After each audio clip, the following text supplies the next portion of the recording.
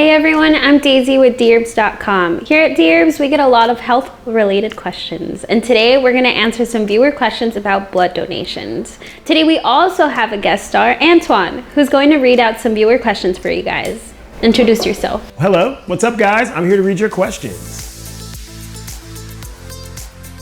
Our first question comes from Ollie.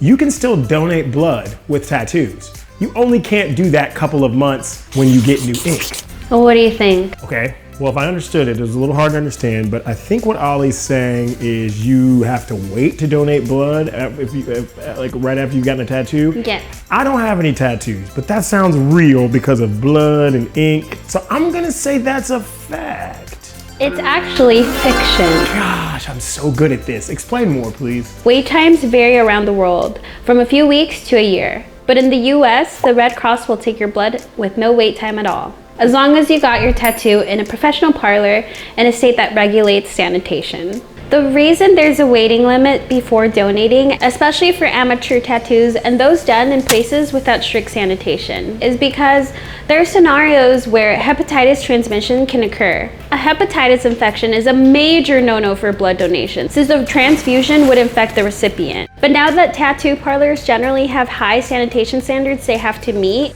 and since it's also easy for blood clinics to test for infections, you shouldn't have any problems donating after you get your sick new ink.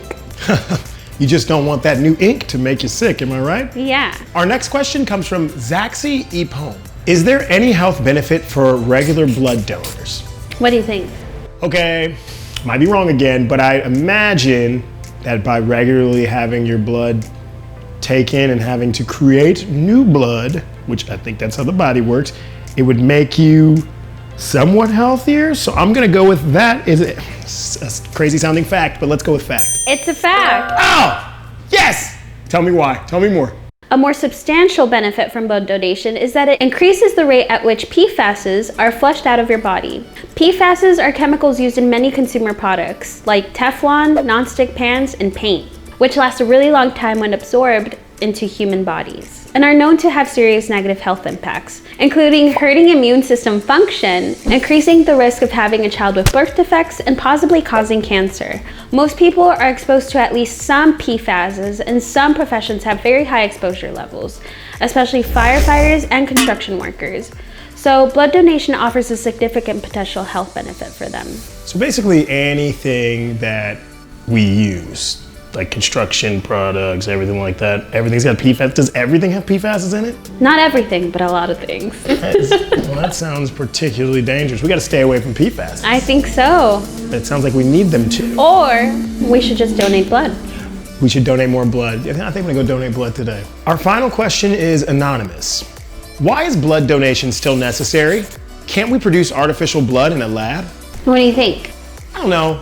I mean, I'm sure we can produce blood or something that's like blood, but I don't think we'd be able to give it to people for transplants and use it. So I'm gonna go with fiction. This is fiction. 2 in a row, tell me more.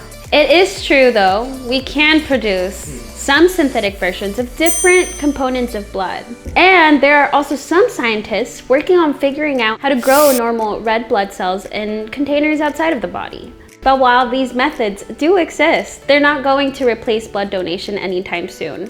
That's because no method exists that can create blood that's as high quality as what people naturally produce.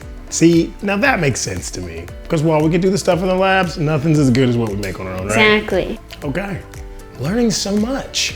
And just as importantly, it is very difficult to design a clinical study where you could test artificial blood product on someone who really needed it, but who was also able to give informed consent. Even after that, the experiment might cause unnecessary death if the product being tested doesn't work. So artificial blood isn't becoming a standard anytime soon. Good to hear, because whether unnecessary or necessary death, I do not want any of the early stuff. Yeah, you gotta wait it out. Gotta wait it out, not for me.